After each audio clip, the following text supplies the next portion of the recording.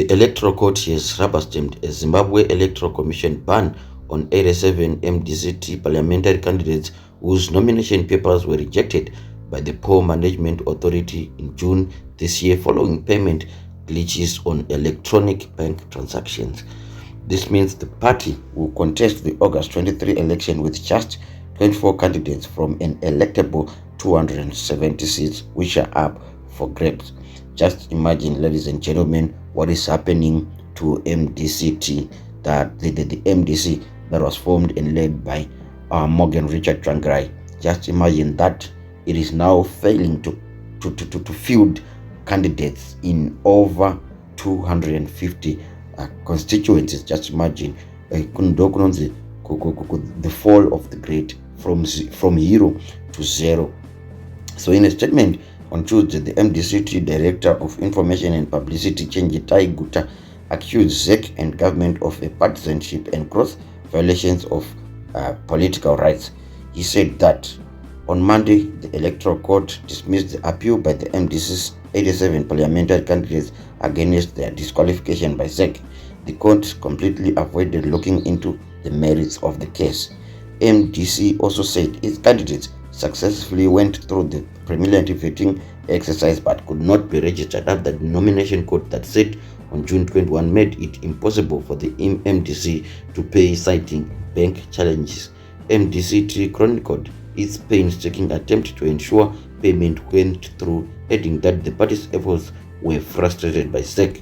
So this is what is happening. They are complaining that they were disqualified in these 87 constituencies, which means that if we add the 87 they are complaining about to the 24 that were successful, we are still short of arriving at 270, which means in any way the MDC had failed dismally to field candidates in all these constituencies. So this brings up the discussion surrounding MDC versus CCC. The CCC, we learned that it was formed probably less than a year ago, and they managed rather to field candidates in most of the constituencies, if not all the constituencies in the country. They had a shortfall in fielding the councillors, and which is also understandable because even MDC itself never managed to field in all the constituencies. And according to their explanation, there are wards in the countryside where people do not even want to hear about the opposition. So this is what is happening, and the MDC is now accusing ZEC of being in partnership with ZANU-PF. This position, they once distanced themselves from this position, saying that Nelson Chamisa was all complaints and stuff, but now it seems as if it's hitting them in a certain way that they can feel Nelson Chamisa's pain.